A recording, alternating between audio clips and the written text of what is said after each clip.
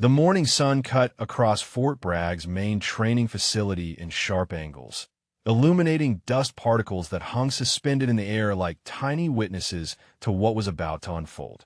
Corporal Bryn Ashford stood in formation with 281 other soldiers, her boots aligned perfectly on the painted white line, her posture textbook perfect, her expression revealing absolutely nothing.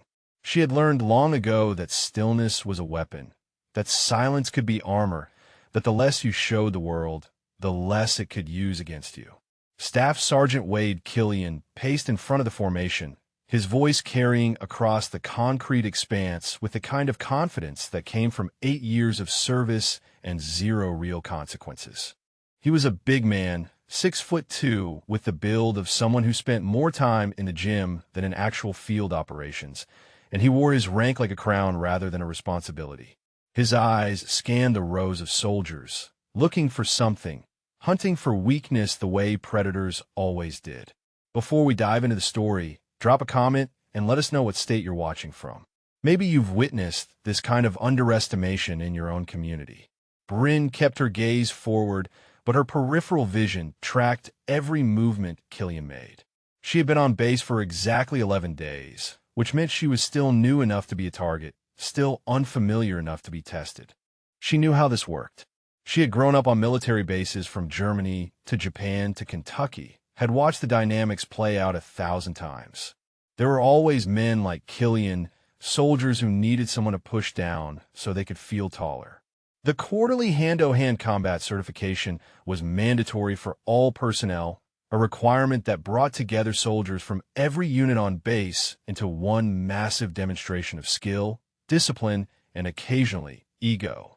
Lieutenant Marco Vega stood to the side, clipboard in hand, calling out names and pairing soldiers for sparring demonstrations. He was methodical, professional, matching people by weight class and experience level with the kind of careful attention that spoke to someone who actually cared about his job. Killian stopped pacing and turned to face the formation, a smile spreading across his face that made Bryn's jaw tighten almost imperceptibly. She knew that smile. She had seen on the faces of drill sergeants who enjoyed their power a little too much, on the faces of men who mistook cruelty for strength. "We need a volunteer for the first demonstration," Killian announced, his voice booming across the facility. "Someone to show these fresh transfers what real combat technique looks like." No one moved. The soldiers knew better than to volunteer for anything, especially when Killian was involved. He had a reputation, whispers that followed him through the barracks about his training methods, about the way he pushed people past protocol, about the complaints that somehow never quite stuck to his record. Killian's eyes swept across the formation again, and this time they stopped on Bryn. She felt the weight of his attention like a physical thing, heavy and deliberate. Her heart rate stayed steady. Her breathing remained controlled. She had faced worse than Staff Sergeant Wade Killian, though he didn't know that yet. Nobody did. "How about you, Corporal?" Killian said, pointing directly at her. "Step forward." Bryn moved out of formation with precise, economical movements. "No hesitation, no hurry." She crossed the space between the formation and the demonstration area in measured steps, aware that every single soldier was now watching her, aware that this moment would set the tone for everything that followed. Lieutenant Vega glanced at his clipboard, then at Killian, a small frown creasing his forehead. "Staff Sergeant, protocol suggests we match by experience level for initial demonstrations." Killian waved a dismissive hand.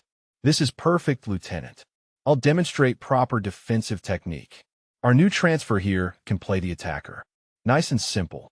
The way he said it made it clear there was nothing simple about what he had planned. Sergeant First Class Imani Torres stood near the back of the formation, her dark eyes sharp and assessing. She was a veteran, someone who had seen real combat in Iraq, someone who carried herself with the kind of quiet authority that came from actual experience rather than borrowed confidence. Torres shifted her weight slightly, her attention locked on Bryn with an intensity that suggested recognition, though they had never met. Bryn took her position across from Killian, maintaining the regulation distance for sparring exercises.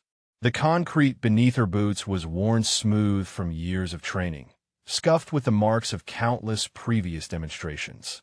Around them, the 282 soldiers formed a massive circle, their presence creating a weight of expectation that pressed in from all sides.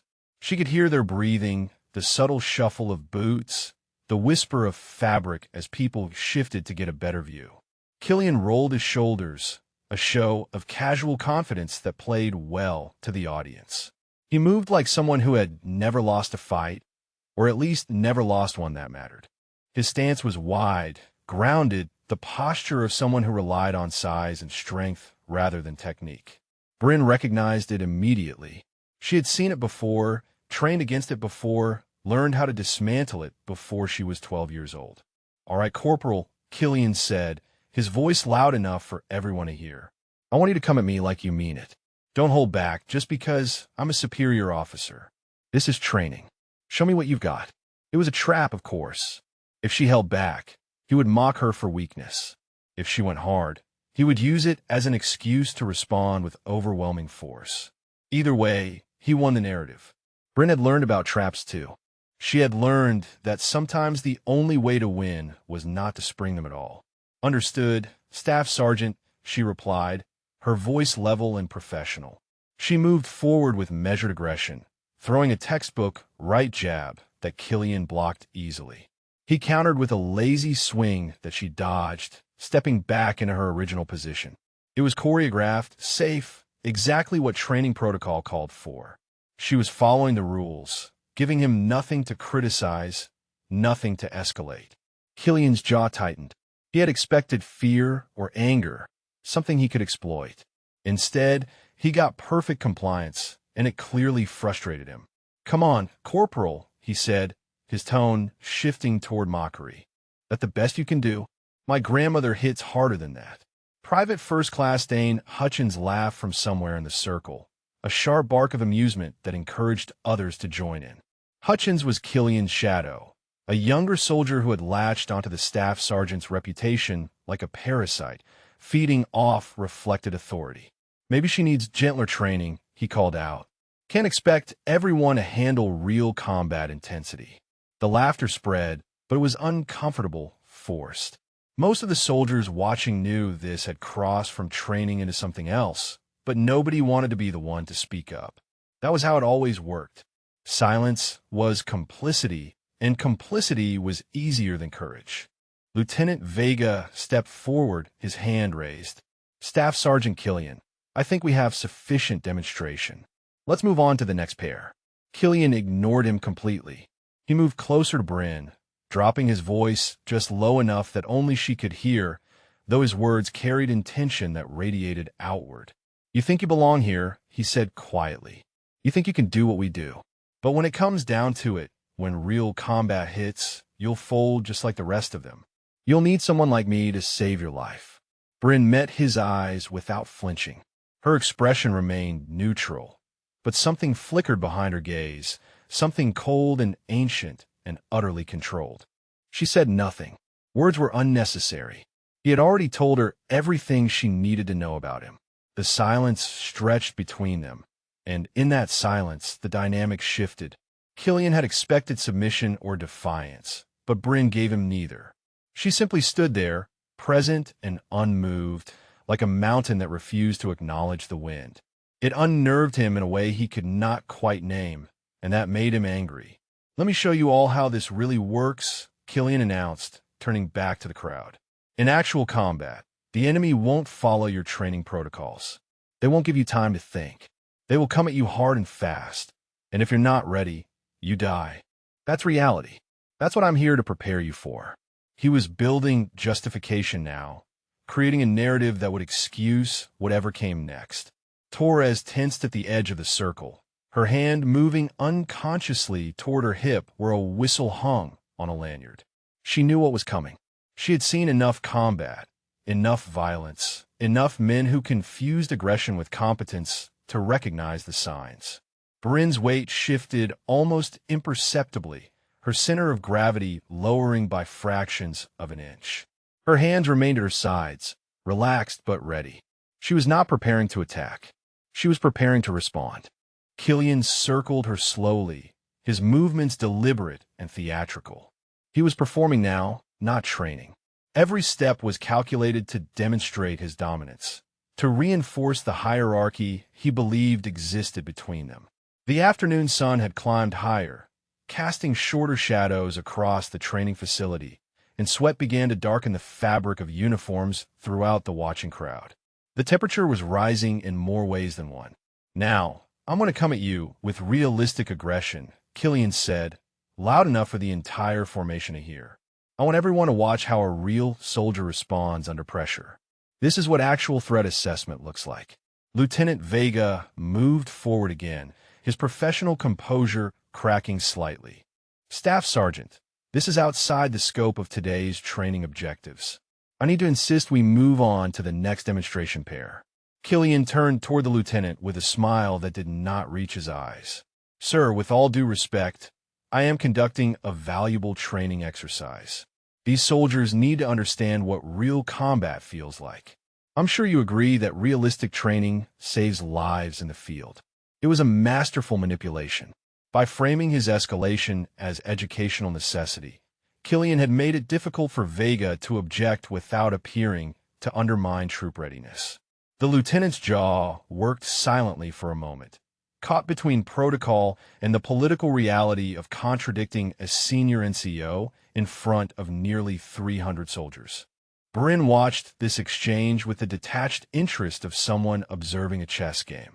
She understood the power dynamics at play, recognized the institutional structures that allowed men like Killian to operate in the spaces between official rules. She had grown up in these spaces, had learned to navigate them before she learned to drive a car. Her father had taught her that the military was like any other large organization, imperfect, political, and often slow to protect those who needed protection most. She also knew that sometimes the only protection you could count on was the kind you provided yourself. The lieutenant stepped back, his disapproval clear, but his authority apparently insufficient. Killian's smile widened. He turned back to Bryn, rolling his neck in an exaggerated warm-up motion. The crowd pressed closer, tightening the circle. Somewhere in the formation, a soldier coughed nervously. Another shifted weight from foot to foot.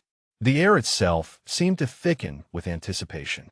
"Ready, Corporal?" Killian asked, though it was not really a question. Bryn nodded once, a minimal acknowledgement. Her breathing remained steady, for counts in through the nose, for counts out through the mouth, a rhythm her father had taught her when she was 6 years old and struggling with nightmares about deployments that took parents away. She could hear his voice in her memory, calm and steady. "Control your breath, control your body. Control your body, control the fight. Control the fight, control your survival." Killian moved without further warning, lunging forward with a speed that surprised several watchers. He was fast for his size, his training evident in the economy of his movement. He threw a combination: jab, cross, hook, each punch thrown with genuine force, no longer pulling his strikes for safety. This was real aggression now, thinly disguised as instruction. Bryn slipped the jab, redirected the cross, and absorbed the hook on her shoulder, rolling with the impact to dissipate its force. Her movements were fluid, minimal, wasting no energy on unnecessary motion. She did not counterattack. She simply defended, showing him that his aggression was insufficient, that his strength meant nothing against proper technique. The watching soldiers leaned forward collectively, sensing something unusual. Most training demonstrations involved obvious exchanges: attack, block, counter, reset. But this was different. Bryn was not fighting back, but she was also not being hit. She made Killian's attacks look ineffective without ever making him look foolish, a delicate balance that required immense skill. Killian's frustration mounted with each missed strike. He increased his pace, throwing faster combinations, trying to overwhelm her defense through sheer volume. His breathing grew heavier, his movements less controlled. Sweat beaded on his forehead. The professional facade began to crack, revealing the anger underneath. "Stand still and take it like a soldier," he growled between strikes, his voice lower now, meant only for her ears. Bryn continued her defensive movement, her expression unchanged. She was reading him like a book, cataloging his patterns, identifying his weaknesses. Right hand drops after the hook. Weight shifts too far forward on the straight punches. Chin rises when frustrated. Each mistake noted and filed away. Sergeant First Class Imani Torres had seen enough. She stepped forward from her position in the circle, her voice cutting through the tension like a blade through silk. Staff Sergeant Killian, I believe we've established the defensive principles adequately. Perhaps we should demonstrate offensive techniques with a different pairing. Killian stopped mid-strike, his fist frozen in the air. He turned toward Torres with barely contained irritation. Sergeant, I appreciate your input, but I am conducting this demonstration. I will determine when it has reached its educational conclusion. Torres held his gaze for a long moment, her expression unreadable. She had served 3 tours in Iraq, had earned her combat action badge the hard way, and she did not intimidate easily. But she also understood the chain of command, understood that there were limits to what she could do without creating a larger incident. She nodded slowly, a gesture that conveyed acknowledgement without agreement, and stepped back into the circle. The brief interruption had given the watching soldiers a moment to process what they were seeing. Whispers began to circulate through the formation, quiet observations passing from soldier to soldier like electrical current through a wire. She hasn't been hit once. He's going full speed, and she's just flowing around him. Where did she train? Who is she? The questions multiplied, unanswered and growing. Killian turned back to Bryn, his face flushed now, his professional veneer completely abandoned. He had started this demonstration to prove a point about capability and readiness. Instead, he was being made to look ineffective by a corporal who had barely been on base for 2 weeks. His ego could not tolerate it. His pride demanded resolution. Let's try something different, he said, his voice tight with barely suppressed anger. Ground fighting. That's where real combat often ends up. Everyone needs to understand grappling fundamentals. Lieutenant Vega's hand moved toward his radio, hovering over the call button. His instinct was to stop this, to pull rank and end the demonstration before it escalated further. But he hesitated, caught in the paralysis of institutional hierarchy, unwilling to publicly contradict a senior NCO without absolute certainty that intervention was necessary. It was a calculation that would haunt him later. Bryn said nothing.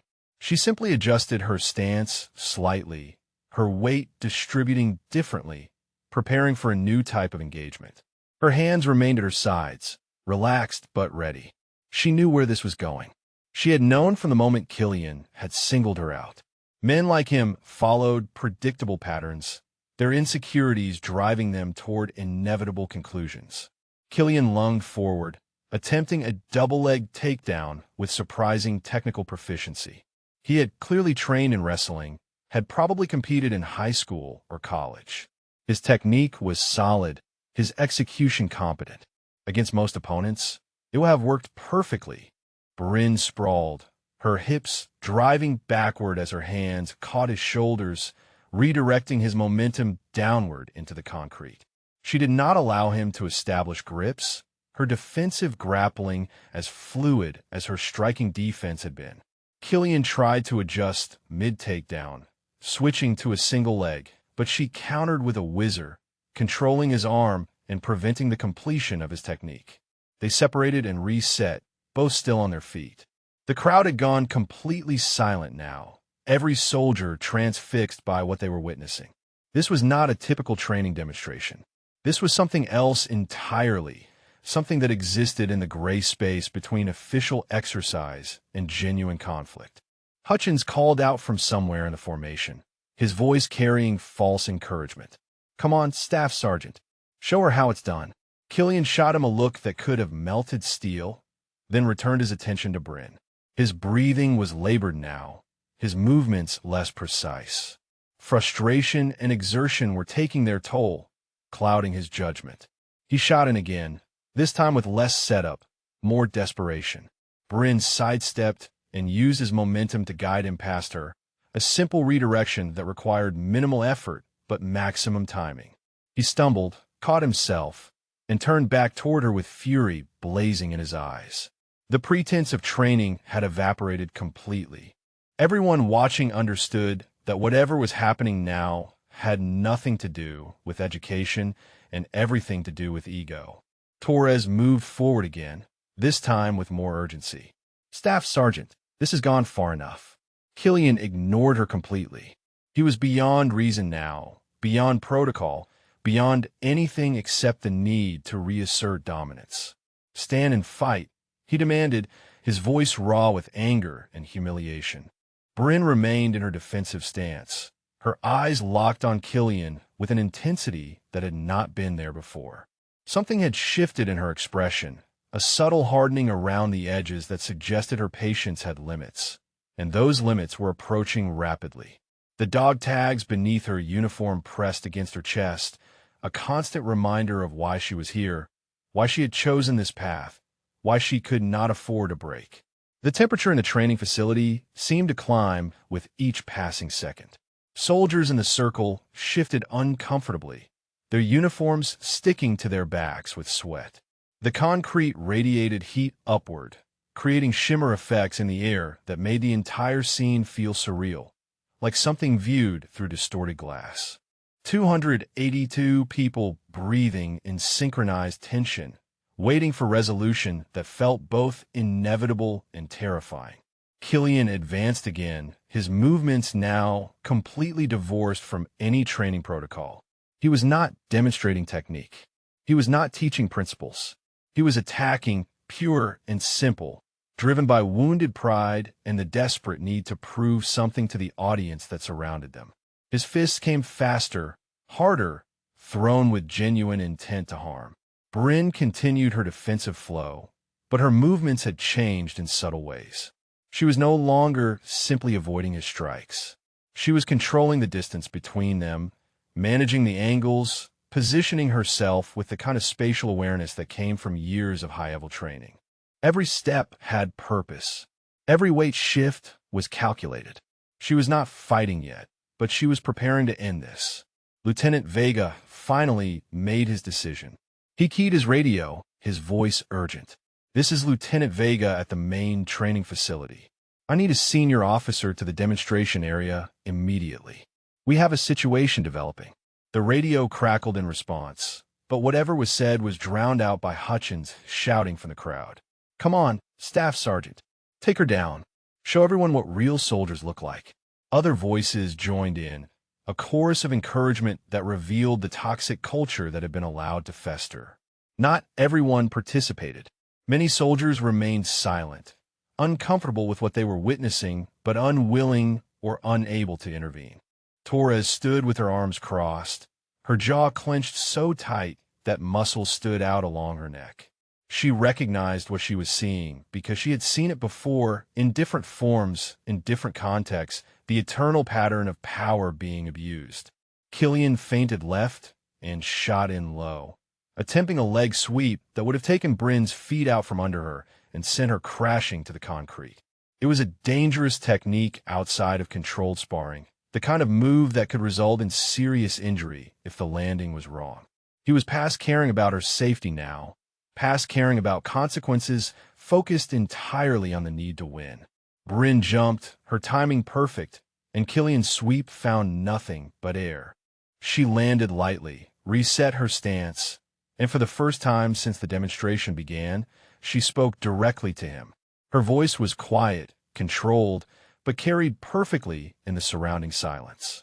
"Staff Sergeant, this needs to stop. You're going to hurt yourself." The words landed like gasoline on fire. The suggestion that he was the one in danger, that he was the one who needed protection, was more than Killian could tolerate. His face went from flushed to nearly purple with rage.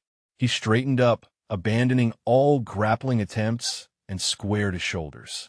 The crowd seemed to lean back collectively, sensing that something fundamental had changed in the dynamic. "You think you're better than me," Killian said, his voice shaking with fury. "You think you can come onto this base and embarrass me in front of my soldiers? You think you have any idea what real combat is like?" Bryn said nothing. Her silence was an answer in itself. I'm going to teach you a lesson you'll never forget, Killian continued, his hands curling into fists. I'm going to show you what happens when you disrespect a superior officer. Torres broke from the circle, moving with purpose toward the center. Staff Sergeant Killian, stand down. That is a direct order from Senior NCO. Stand down now. Killian turned toward her, his expression wild. Stay out of this, Sergeant. This is between me and her. The institutional structure was fracturing in real time. Orders were being ignored. Protocol was being violated. The thin veneer of military discipline was cracking to reveal the raw human emotions underneath. Anger, fear, pride, and the desperate need for dominance that drove certain men to destruction. Colonel Reese Brennan had been watching from the command center observation window for the past 7 minutes, his coffee growing cold in his hand as the situation below deteriorated. He had initially tuned in for a routine check of training operations, standard oversight that consumed a portion of every senior officer's day. What he was witnessing now was anything but routine. He recognized the danger in Killian's body language, the escalation pattern that preceded serious incidents. He also recognized something else in the young corporal's stance, something that tugged at memories from years past. Torres stood her ground between Killian and Bryn, her presence a physical barrier that demanded acknowledgement. You're out of line, Staff Sergeant. You will stand down, or I will have you removed from this training facility and brought up on charges. Do you understand me? Killian's hands trembled with barely contained rage. His entire body vibrated with the need to act, to fight, to prove something that could not be proven through violence, but that he was convinced required violence to establish. The crowd watched in horrified fascination, caught between their duty to intervene and their fear of becoming targets themselves. It was the eternal problem of group dynamics. Individual responsibility dissolved in collective observation. Lieutenant Vega moved to Torres's side, adding his authority to hers. Staff Sergeant, you are relieved of this demonstration. Report to the duty officer immediately. For a moment, it seemed like the intervention might work. Killian's posture shifted slightly, his attention dividing between the authority figures confronting him and the corporal who had somehow managed to avoid every attack he had thrown. Calculation flickered behind his eyes, the recognition that he was now facing multiple superior officers, that the situation had escalated beyond his control. Then Hutchins made a fatal error in judgment. He called out from the crowd, his voice carrying false bravado that tipped the scales. Don't let them stop you, Staff Sergeant. You were just showing proper technique. This is education. It was permission. It was justification. It was the external validation that Killian's fractured reasoning needed to override the direct orders he had just received. He turned back toward Bryn, and in that movement, everyone watching understood that words had lost their power. Whatever happened next would happen regardless of rank, regardless of protocol, regardless of consequences. Torres reached for her whistle, preparing to blow it and summon additional personnel. Vega stepped forward, physically moving to intercept Killian. But they were both too far away, their reactions a fraction of a second too slow. Time seemed to compress and stretch simultaneously, the way it always did in moments of crisis, when the brain processed information faster than the body could respond. Bryn's eyes met Torres's across the space between them. In that brief moment of connection, Torres saw something that confirmed her earlier suspicions. She saw training that went beyond basic combat instruction. She saw discipline that came from years of intensive practice.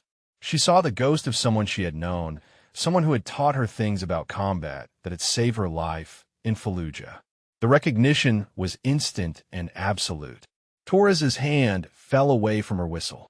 She did not step forward. She did not try to intercede further. Instead, she took a deliberate step backward, clearing the space, allowing what needed to happen. Vega looked at her in confusion, but Torres simply shook her head once, a minimal gesture that conveyed volumes. Killian saw the retreat as victory. He saw the space opening up as surrender. He interpreted the moment through the lens of his own delusions, believing that authority had yielded to his righteousness. He had no idea that Torres had not retreated out of fear or uncertainty. She had retreated to give Bryn room to work. The staff sergeant drew back his right arm, cocking his fist for a strike that was no longer training, no longer demonstration, no longer anything except assault. His intention was written clearly in every line of his body. He was going to hit her with full force. Consequences be damned. His pride demanded it. His ego required it. His entire sense of self rested on this moment of dominance. Bryn's weight shifted almost imperceptibly, her center dropping, her hands rising slightly from her sides. The 282 soldiers watching held their collective breath. The sun beat down on the concrete. The air shimmered with heat and tension. Somewhere in the distance, a training drill continued on another field, the sound of counted cadence drifting across the base like an echo from a different reality. Killian's fist moved forward, traveling through the air toward Bryn's face with all the force his frustration and humiliation could generate. It was not a controlled training strike. It was not a measured demonstration. It was violence, pure and undiluted, the kind of attack that could break bones, split skin, cause concussions. Every soldier watching understood the intent. Every soldier watching understood that a line was being crossed from which there would be no easy return. Time seemed to slow, each millisecond stretching into observable increments. Bryn's eyes tracked the incoming strike with perfect clarity, her brain processing speed, angle, trajectory with the automatic precision of someone who had done this 10,000 times in controlled environments and several dozen times in circumstances where hesitation meant injury or worse. Her father's voice echoed in her memory, steady and calm as always. The attack tells you everything you need to know. Read it, respect it, redirect it. Her left hand rose to meet his wrist, not blocking but intercepting, fingers wrapping around the joint with surgical precision. Simultaneously, her right hand caught his elbow, establishing 2 points of control on the attacking arm. Her body pivoted, hips rotating, using his momentum and her positioning to create a mechanical advantage that multiplied her strength exponentially. It was not brute force. It was geometry. It was physics. It was the application of principles that had been refined over centuries of martial study. Killian's arm bent at an angle that joints were never designed to achieve. His forward momentum, intended to drive power into his punch, instead became the engine of his own destruction. Bryn applied pressure with controlled precision, her movements flowing through the technique without hesitation or mercy. She was not trying to hurt him. She was simply completing the logical conclusion of the motion he had initiated. The sound of his ulna breaking echoed across the training facility like a gunshot, sharp and undeniable. It was not a clean snap, but a complex fracture, the kind that would require surgery and months of recovery. The crack cut through the afternoon air and into the consciousness of every person present, a visceral reminder that violence had consequences, that actions carried weight, that bodies were fragile despite all the bravado that surrounded military culture. Killian's scream followed immediately, raw and primal, stripped of all the confidence and authority he had projected moments before.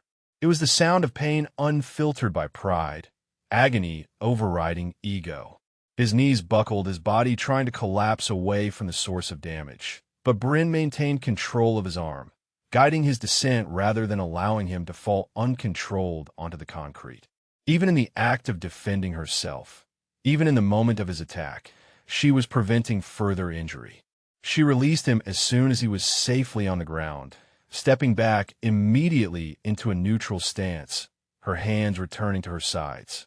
Her breathing remained steady, her expression calm. She had done only what was necessary, nothing more. The entire sequence had taken less than 3 seconds from the moment his punch was thrown to the moment his body hit the ground. 3 seconds that would redefine everything that followed.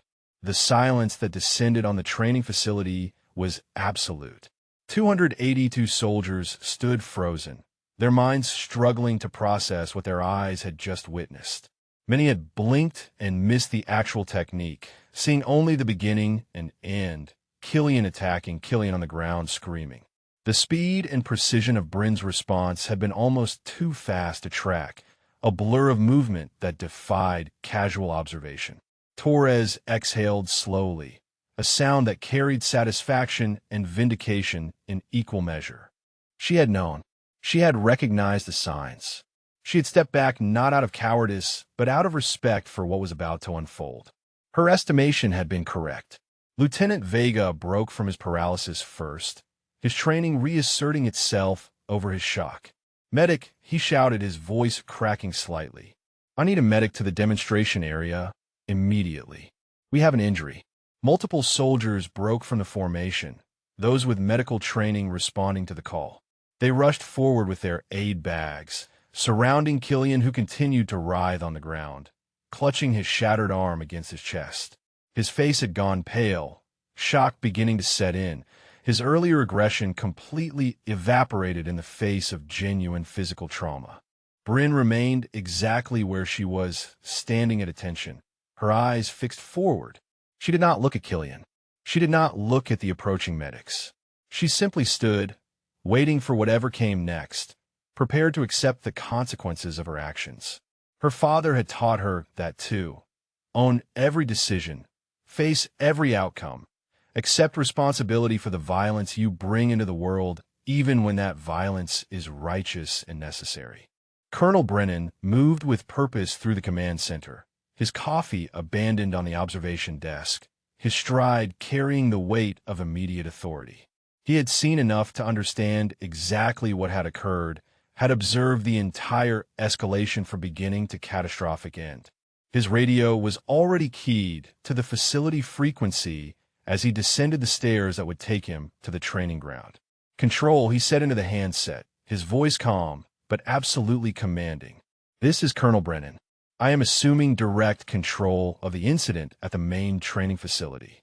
All personnel are to hold position. No one leaves the area until I give clearance. Acknowledge." The radio crackled back confirmation. "Understood, Colonel." All personnel holding position. On the training ground, the medics worked quickly to stabilize Killian's arm, their movements professional despite the unusual circumstances of the injury. One of them, a specialist named Chun with 3 years of emergency medical experience, examined the fracture with practiced efficiency. His face remained neutral, but his eyes widened slightly as he assessed the damage. "This is a complex break," he said to his partner, keeping his voice low. "Clean manipulation, though. Whoever did this knew exactly what they were doing. Textbook joint lock application." The other medic, a corporal named Washington, glanced briefly at Bryn, who still stood motionless nearby. "She's just standing there like nothing happened," Washington murmured. Chun followed his gaze. "Because to her, this probably was nothing," he replied quietly. "Look at her breathing. Look at her heart rate. She's not even elevated. That's not luck. That's serious training." They continued their work, applying a temporary splint and preparing Killian for transport to the base medical facility. His screaming had subsided into groans and whimpers, the initial shock giving way to a different kind of reality. He stared at his broken arm with incomprehension, as if the injury belonged to someone else, as if his body had betrayed him by revealing its fragility. Hutchins stood at the edge of the circle, his earlier bravado completely evaporated. His face had gone ashen as the implications of what he had encouraged settled into his consciousness. He had urged Killian forward. He had provided justification for the attack. He had been complicit in the escalation. Now he understood that his words might carry consequences, that his role in this incident would not go unexamined. The formation remained frozen, soldiers locked in place by Lieutenant Vega's orders and their own uncertainty about what protocol demanded in the situation. Whispers circulated despite the tension, questions and observations passing through the ranks like water through sand. Did you see how fast she moved? Where did she learn that? He tried to hit her for real. She broke his arm in like 2 seconds. What happens now? Is she in trouble? Should she be in trouble? He attacked her first. Torres moved through the crowd toward Bryn, her approach deliberate and measured. She stopped a respectful distance away, close enough to speak quietly, but not so close as to crowd the corporal's personal space. Torres had learned the value of respecting boundaries, especially in moments of high stress. "Corporal Ashford," Torres said, her voice carrying only to Bryn's ears. That was textbook Krav Maga integration with jiu-jitsu control, taught by someone who really knew what they were doing. Someone who had been downrange and knew that pretty techniques don't work when someone actually wants to hurt you. Bryn's eyes flickered toward Torres for a brief moment before returning to their forward focus. She said nothing, but something in her expression acknowledged the recognition. "I served with a master sergeant in Iraq," Torres continued, her voice soft with memory. "Delta Force operator, though he never advertised it. He taught a few of us some things during the quiet hours between patrols. Techniques that saved my life twice. I recognized his style in what you just did. The economy of motion. The joint manipulation preference. The way you controlled the descent to prevent secondary injury, even after defending yourself." The air between them carried the weight of unspoken understanding. Torres was not interrogating. She was not accusing. She was simply acknowledging what she had witnessed, placing it in context that only someone with her specific experience could understand. "His name was Garrett Kincaid," Torres said.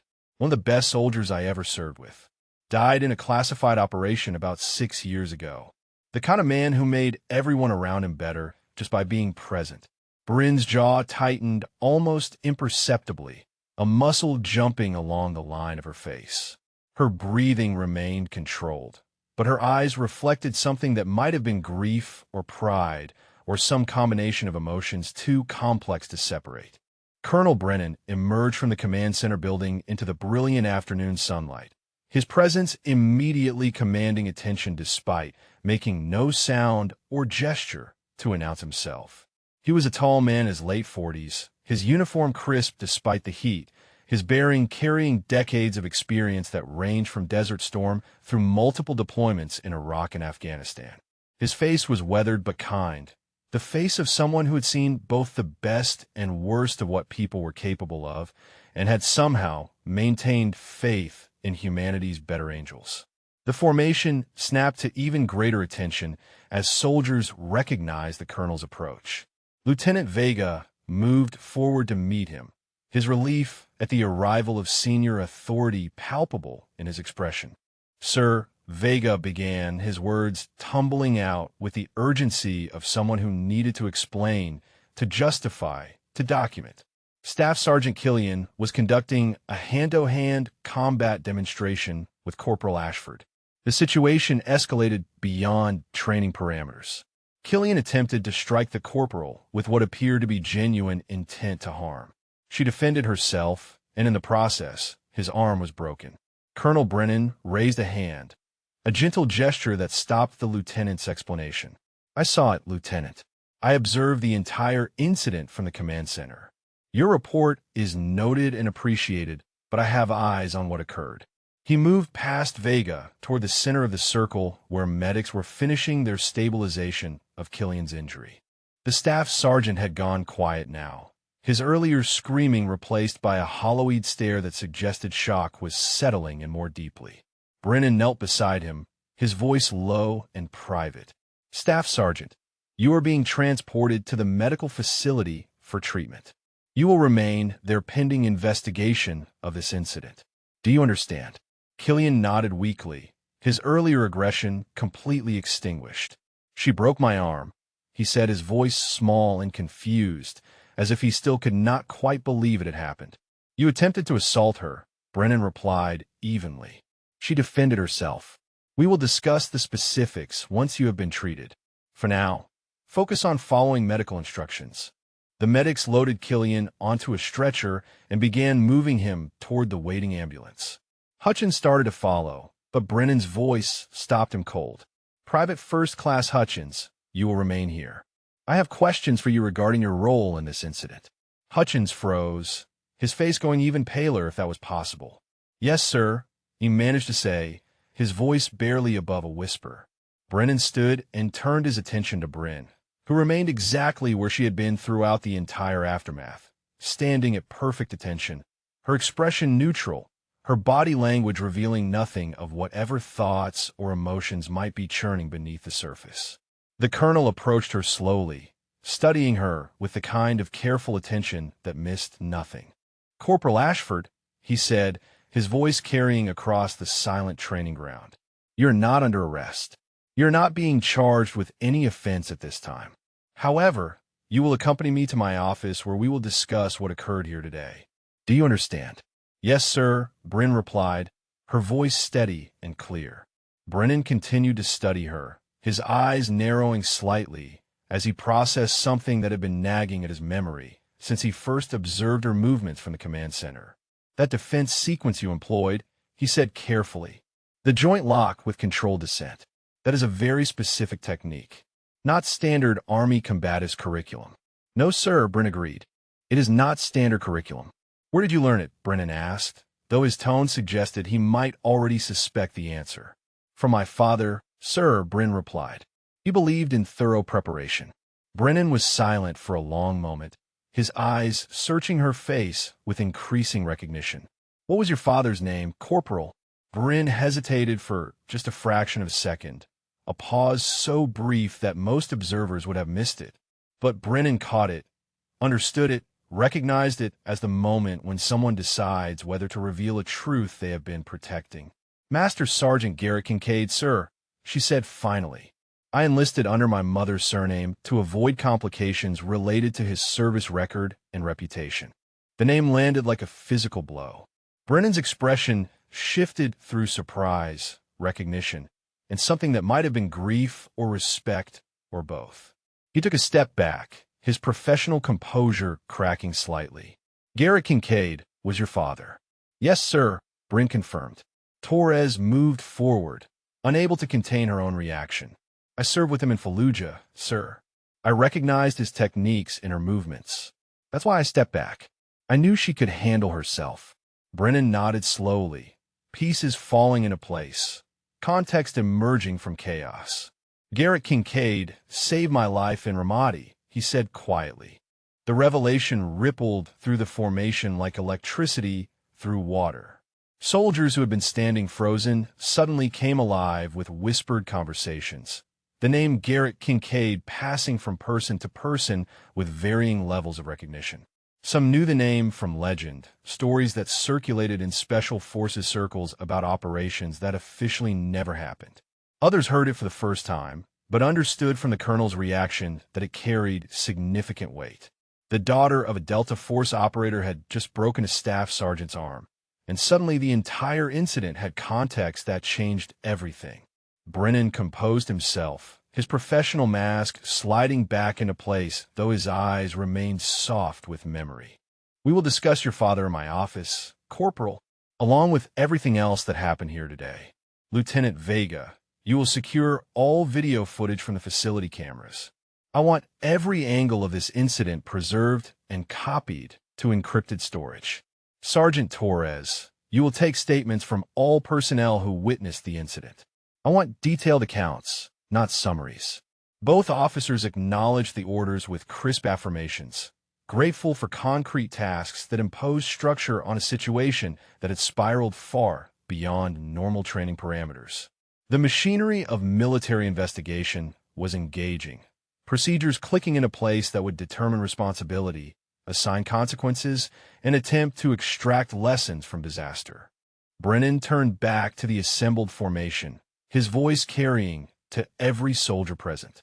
"What you witnessed here today was the result of multiple failures. Failure of judgment, failure of discipline, failure of leadership. Staff Sergeant Killian violated every principle of proper training conduct and ultimately committed assault on a fellow soldier. His rank and experience should have resulted in better choices. They did not. That failure will be addressed through official channels." He paused, letting his words sink in, ensuring every soldier understood the gravity of what had occurred. However, he continued, "Let me be absolutely clear about another aspect of this incident. Corporal Ashford acted in legitimate self-defense against an aggressive attack. She used appropriate force to stop an assault. She controlled her response to prevent additional injury despite being the target of violence. Her actions were legally justified and tactically sound. She's not at fault for defending herself when attacked. The weight of official validation settled over Brynn like a shield. She had not asked for it, had not expected it, but she recognized its value. In military culture, perception often mattered as much as reality. The colonel's public statement would shape how this incident was understood, would provide cover against informal retaliation, would establish the narrative that would follow her through the rest of her service. Torres stepped closer to the formation, her voice adding weight to the colonel's statement. For those who don't know military history, Garrett Kincaid was one of the most decorated special operations soldiers of his generation. He served 23 years, most of it in classified operations. He trained hundreds of soldiers in advanced combat techniques. He saved countless lives through his skill and sacrifice. His daughter just demonstrated that his legacy continues. The formation's energy shifted again, moving from shock silence to something approaching respect. Soldiers began to see Brynn differently, their perception adjusting to accommodate new information. She was no longer just the new corporal who had been transferred 2 weeks ago. She was the daughter of a legend, someone who carried training and knowledge that most of them would never access, someone who had earned her capabilities through years of dedication that predated her official enlistment. Hutchins stood at the edge of the circle, his face reflecting the dawning realization of his own culpability. He had encouraged Killian's aggression, had provided social permission for the attack, had been complicit in creating the conditions that led to this disaster. His earlier bravado seemed pathetic now in retrospect, the empty posturing of someone who had confused association with actual competence. Colonel Brennan gestured toward Brynn. "Corporal, you will come with me. The rest of you will remain here and provide statements to Sergeant Torres. You're not dismissed until every witness has been interviewed. This will take time. Get comfortable." Brynn fell in a step beside the colonel as he walked toward the command center. The afternoon sun cast long shadows across the training ground, and the sounds of the base continued around them. Distant cadences, vehicle engines, the everyday noise of a military installation going about its business. But for the 282 soldiers left behind in formation, the world had fundamentally changed. They had witnessed something that would be discussed in barracks and mess halls for months to come, a story that would grow with each retelling, but would always carry the core truth. Underestimation carried consequences, and hidden strength revealed itself when necessary. Colonel Brennan's office was sparse, but functional, decorated with the kind of personal touches that reveal character without overwhelming professionalism. A few framed photographs on the wall showed various units he had commanded over the years. A shadow box displayed his medals and ribbons, an impressive collection that spoke to a career built on genuine service rather than political maneuvering. On his desk sat a single photograph, Brennan in desert fatigues standing beside another soldier, both men grinning despite the harsh environment visible behind them. The other soldier was Garrett Kincaid, younger but unmistakable in his bearing and features that Brynn had inherited. Brynn stood at attention in front of the desk, her eyes fixed on a point on the wall above the colonel's head. Brennan had not yet told her to sit, so she remained standing, prepared to maintain the position for however long was required. Her father had taught her that patience was a weapon, that the ability to endure without complaint was its own form of strength. "At ease, Corporal," Brennan said finally, gesturing toward one of the chairs opposite his desk. "Seat. We're going to have a conversation, not a formal inquiry." "Not yet, anyway." Brynn sat, her posture remaining upright despite the permission to relax. Old habits were difficult to break, and her father's training had emphasized that discipline in small things created discipline in large things. Brennan settled into his own chair, studying her with the kind of careful attention that suggested he was seeing not just her, but echoes of someone he had known. "Your father never told me he had a daughter," Brennan said, his voice carrying a note of gentle reproach mixed with understanding. He was private about his family, said it was safer that way, given the nature of his work. "I respected that choice, though I always wondered what kind of person could love a man who disappeared for months at a time into places that officially didn't exist. My mother was stronger than most people realized, Bryn replied quietly. She understood what his service meant, what it cost. She never complained, never asked him to choose between family and duty. She knew he carried both. Brennan nodded slowly. That kind of strength runs in families, apparently. What you did today required more than just physical skill. You maintained discipline under extreme provocation. You used minimal necessary force despite being attacked. You controlled the outcome while preventing additional harm. Those are qualities that can't be taught in a classroom. They're forged through experience and character.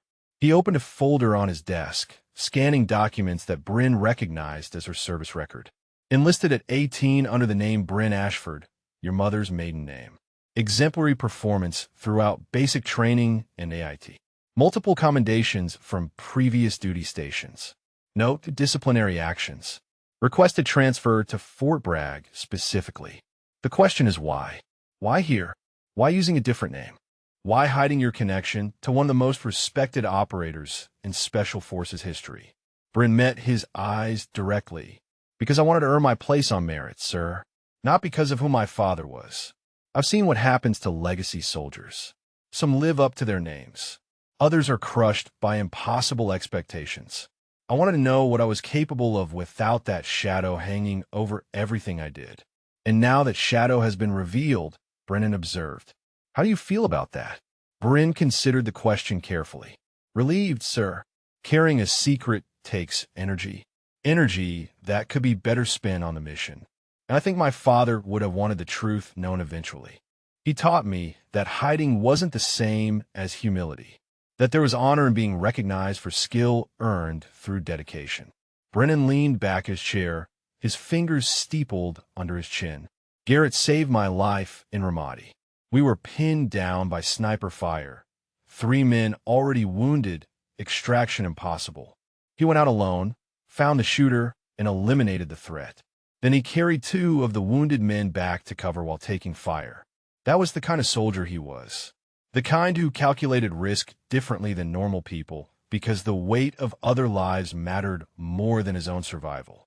Bryn's throat tightened, emotion threatening to break through her carefully maintained composure.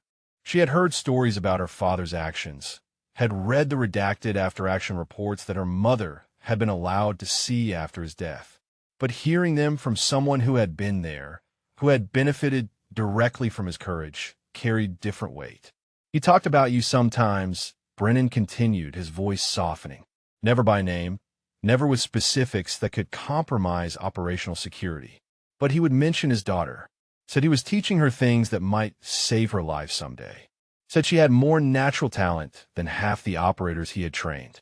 I thought he was just being a proud father. He wasn't, Bryn said quietly. He was being accurate. He spent every available hour training me from the time I was 6 years old. Not because he wanted me to follow in his footsteps, but because he understood that the world was dangerous and knowledge was armor. He taught me to defend myself, to think tactically, to control fear instead of being controlled by it. He made me promise that if I ever enlisted, I would take it seriously, that I would honor the uniform and the people who wore it, that I would never use my skills for ego or cruelty, only for protection and service. Brennan absorbed this, his expression reflecting both sadness and admiration. He prepared you well. The investigation will conclude that you acted appropriately. Killian will face disciplinary action, possibly separation from service depending on the findings. Hutchins will receive punishment for his role in encouraging the assault. Your record will reflect that you defended yourself against an unprovoked attack. There will be no negative consequences for your career. He paused, then added with deliberate emphasis. In fact, I'm assigning you to assist with advanced combat training. We have soldiers who could benefit from learning the techniques your father taught you. Real defensive skills, not the watered-down curriculum that checks boxes but doesn't prepare people for actual threats. Would you be willing to take on that responsibility? Bryn felt something shift inside her chest, a weight she had been carrying suddenly lifting. Yes, sir. I will be honored. 3 weeks later, the same training facility looked different in the early morning light. Bryn stood at the center of a much smaller formation, 50 soldiers who had volunteered for advanced defensive tactics training. Torres stood beside her, officially supervising but mostly observing as Bryn demonstrated the same techniques that had ended Killian's assault. The soldiers watched with rapt attention, their earlier skepticism replaced by genuine respect. The key is economy of motion, Bryn explained, moving through the joint lock sequence in slow motion. You're not trying to overpower your opponent. You're using their own force and momentum against them. Position and timing matter more than strength. That's why this works regardless of size difference. A young specialist named Rivera raised her hand tentatively. Corporal, what if the attacker is much bigger and stronger? How do you compensate? Bryn smiled, a rare expression that transformed her usually serious face. You don't compensate. You use their size against them. Bigger opponents have more mass, which means more momentum to redirect. Show me an attack. Come at me like you mean it. Rivera hesitated, then threw a committed punch. Bryn flowed around it, demonstrating the same defensive sequence that had broken Killian's arm but stopping short of actual injury, controlling Rivera's descent until the specialist was on the ground looking up in surprise. See, Bryn said, helping Rivera to her feet. Your size didn't matter. My size didn't matter. What mattered was understanding the mechanics of human joints and using simple physics. The training continued for 2 hours, Bryn moving from student to student, correcting form, demonstrating variations, answering questions with the patience her father had shown her years ago. She felt his presence in these moments, felt the continuation of his legacy through her teaching. He had given her these skills to protect herself, but she was using them to protect others, multiplying the impact of his knowledge across dozens of soldiers who would carry it forward. Torres approached during a water break, her expression approving. You're a natural instructor. Your father would be proud. Bryn nodded, accepting the compliment without false modesty. I hope so. This feels right. Like I'm finally doing what I was meant to do. The base culture had shifted in the weeks since the incident. Soldiers who had witnessed what happened spread the story, but the story evolved beyond simple gossip into something more meaningful. It became a teaching moment about respect, about assumptions, about the danger of underestimating people based on appearance or gender. Bryn had become a symbol, whether she wanted that role or not, of hidden strength and earned capability. Killian had been medically discharged, his arm healing, but his career over. Hutchins had been demoted and reassigned to a different base, his future in the military uncertain. The incident had consequences that rippled outward, changing policy about training supervision, about harassment reporting, about the culture of accountability that determined whether justice was possible. As the training session concluded and soldiers filed out, several stopped to thank Bryn personally, their gratitude genuine and touching. She accepted their appreciation with quiet dignity, understanding that she was honoring her father's memory with every student she taught, every technique she shared, every life she potentially saved through knowledge transferred. If this story moved you, share your thoughts about your favorite moment, or tell us about a time you witnessed hidden strength revealed. The sun climbed higher over Fort Bragg, illuminating the training facility where 282 soldiers had witnessed transformation. Bryn remained behind after everyone left, standing in the center of the concrete expanse, her hand unconsciously touching the dog tags hidden beneath her uniform. Her father's tags carried always a reminder of sacrifice and service and the responsibility that came with inherited skill. She had hidden her identity to earn her place. She had revealed it defending herself. Now, she was building something new, a legacy that honored the past while creating its own future. The training ground held no ghosts, only possibility.